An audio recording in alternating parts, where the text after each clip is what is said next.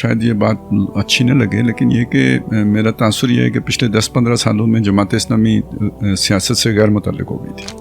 تو ایک دم ایک آپ جو ہے نا لائم لائٹ میں اس طرح جب آ جاتے ہیں تو آپ کے کارکنوں کو بہت اس سے تحریک ملتی ہے، بڑی ان کو یعنی مورال بلند ہوتا ہے، وہ اپنے پوری جو بے طاقت کے ساتھ پھر تحریکی کام میں جٹتے ہیں.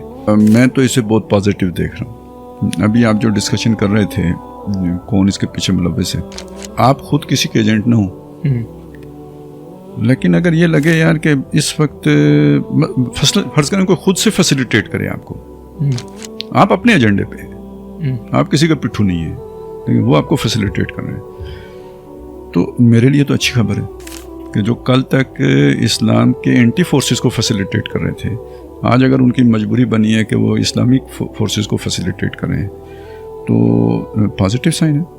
اچھا اب آپ دیکھیں کہ پاکستان کے استحکام کی جب آپ بات کریں گے تو سوچیں نظریہ پاکستان کے بغیر ممکن ہے. ٹھیک ہے، فوج کب تک جوڑ کے رکھے گی؟ یہ کوئی پازیٹیو فورس تو نہیں ہے پاکستان کو جوڑنے کی. پازیٹیو فورس کیا بن سکتا ہے؟ نظریہ پاکستان. اس نظریہ پاکستان سے کی سب سے بڑی علم بردار پارٹی کون سی ہے جو اس کو پھیلا رہی ہے، پروپیگیٹ کر رہی ہے، سمجھا رہی ہے، ایک ایک چیز کھول کے بیان کر رہی ہے؟ تو وہ یہی فکر ہے نا جسے ہم تحریکی فکر کہتے ہیں. تو ٹھیک ہے، اس کی علم بردار جماعت اسلامی ہے، تو اگر اس کو یہ موقع مل رہا ہے کہ اپنی اس فکر کو عام کرے. اور پھر یہ کہ ایک یہ چیز ذرا ذہن میں رکھیں کہ ہمارا یہ ایک مزاج بن گیا ہے کہ بھائی دینی ایشو لے کے آتے ہیں. تو جب ہم یہ کہتے ہیں کہ اسلام ایک مکمل ضابطہ حیات ہے تو حیات کے جن جن گوشوں میں گڑبڑ ہیں ہمیں وہ ایشو کیوں نہیں لے کے آتے؟ مجھے صحیح سے یاد نہیں ہے یار کہ وہ ہائی اسکول کا ابتدائی دور تھا، اس زمانے میں وہ جو وال چاکنگ ہوتی تھی ہمارے گاؤں میں بھی دیواروں کے اوپر لکھا ہوتا تھا کہ مزدور کی تنخواہ 1 تولہ سونے کے برابر کی جائے جماعت اسلامی.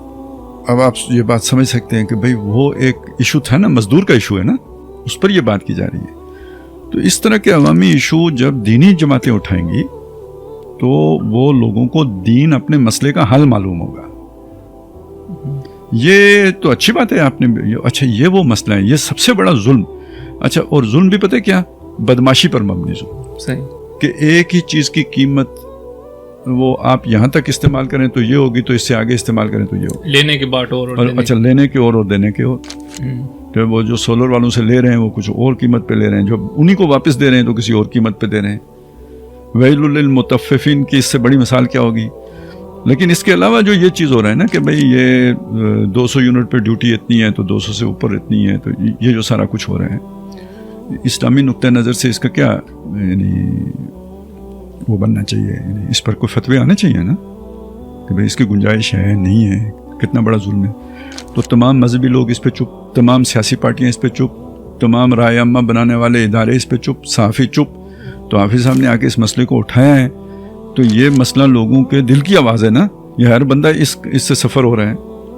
تو اس کی وجہ سے اگر مل رہی ہے ایکسیپٹنس تو یہ ضروری نہیں ہے کہ مقتدرہ کی طرف سے ہو. یہ اچھا یہ بھی میڈیا مجبور ہوتا ہے اس جماعت کو کوریج دینے پہ کہ جو عوام جس کی طرف متوجہ ہو رہے ہوں، اور یعنی اس سے ہٹ کے میڈیا نہیں چل سکتا، جسے کل نہیں کر سکتا. پذیرائی مل رہی، ہاں جب عوامی پذیرائی ہو تو اس خبر کو کل نہیں کیا جا سکتا، مجبوری ہے اس کی کہ اسے دیا جائے.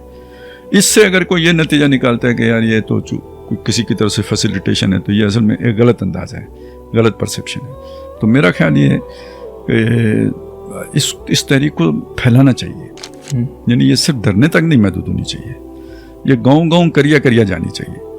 یہ ہے اصل میں سمجھتا ہوں کہ اگلا مرحلہ یہ ہونا ہے. ایک اویئرنیس تو آ گئی اس کے نتیجے میں، لیکن اب یہ مہینے کے بعد ڈر نہ اٹھے، یا جب بھی ضرورت اس جماعت کی قیادت سمجھے جب اسے کرے، لیکن اس کے بعد اسے ختم نہ کرے، اسے لے کے جائے. یعنی جسے کہتے ہیں نا کریا بستی. اور جماعت کا انفراسٹرکچر تو ہے نا، اس کی تنظیم تو ہے ہر جگہ پہ، تو کر سکتی ہے جماعت.